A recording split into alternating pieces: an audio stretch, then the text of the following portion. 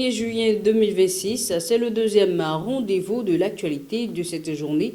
Merci de rester nous suivre. Au sommaire de cette édition, la lutte contre Ebola en République démocratique du Congo, les recompositions politiques en Afrique du Sud, le rapprochement diplomatique entre l'Algérie et la France et enfin la campagne présidentielle au Pérou. Merci de rester suivre le développement.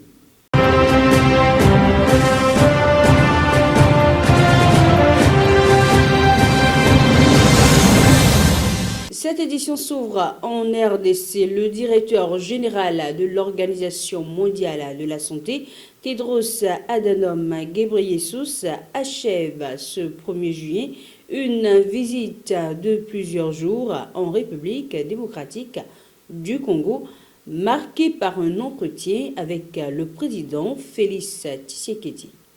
Au cours de son séjour, il s'est rendu à Bunia, principal foyer de l'épidémie Ebola, afin d'évaluer les efforts déployés pour contenir la propagation du virus. Sur place, ce dernier a rencontré les ministres congolais de la Santé et de la Communication.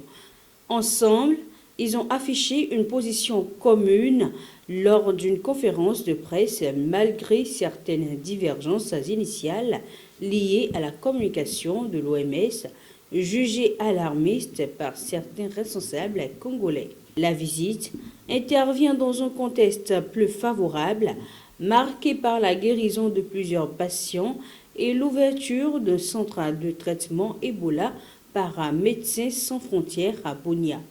L'OMS a également plaidé pour la levée des restrictions de voyage imposées en raison de l'épidémie. Lors de sa rencontre avec Félix Tshisekedi, il devait réaffirmer son soutien aux populations affectées et saluer les efforts des autorités congolaises tout en appelant la communauté internationale à renforcer son aide financière et logistique pour lutter efficacement contre la maladie. Cap maintenant sur l'Afrique du Sud où la gauche tente de redéfinir ses alliances à quelques mois d'échéance électorale importante.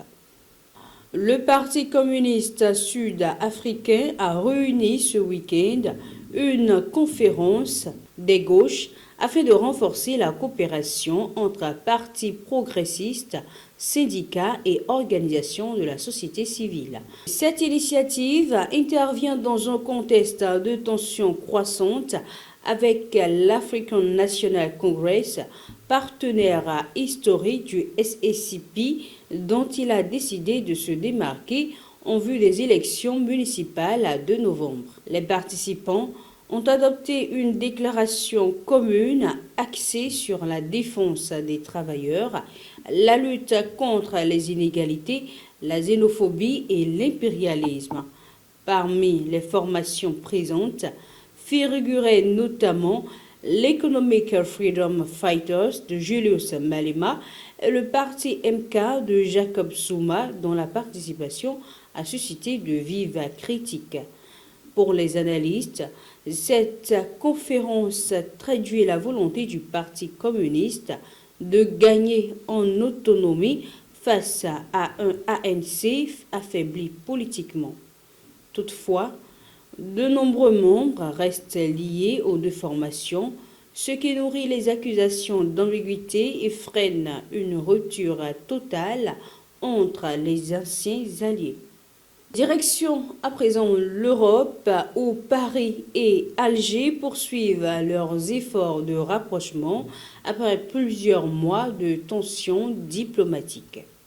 Le ministre algérien de l'Intérieur, Saïd Saïd, a entamé ce 1er juillet une visite officielle de 2 jours en France dans le cadre du rapprochement diplomatique entre les deux pays. Accueilli à son arrivée à Paris par son homologue français, Laurent Nunez, il poursuit ainsi une série d'échanges bilatéraux engagés ces derniers mois pour apaiser les tensions entre Alger et Paris.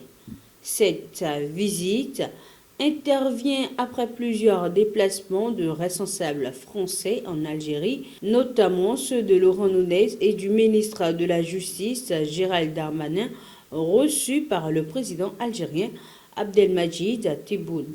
Les discussions prévues porteront principalement sur la sécurité, la lutte contre la criminalité organisée, les questions migratoires et la protection civile.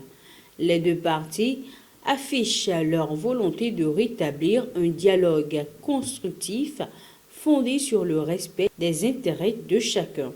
Le dossier du journaliste français Christophe Gleis devrait également être évoqué. Aucune rencontre avec le président Emmanuel Macron n'a toutefois été annoncée à ce stade. Enfin, terminons cette édition en Amérique latine où la campagne présidentielle péruvienne entre dans sa dernière ligne droite. À une semaine de l'élection présidentielle du 7 juillet au Pérou, le dernier débat entre Keiko Fujimori et Roberto Sanchez a surtout été marqué par des échanges d'accusations. Dans un pays fragilisé par une décennie d'instabilité politique et la succession de 9 présidents, les deux candidats ont davantage cherché à se rejeter la responsabilité de la crise qu'à présenter des solutions détaillées. Keiko Fujimori a promis une politique sécuritaire ferme avec un soutien accru de l'armée à la police et des mesures contre la criminalité. Roberto Sanchez, lui, a dénoncé l'influence du Congrès et plaidé pour le renforcement de la démocratie, de la justice et des institutions de sécurité.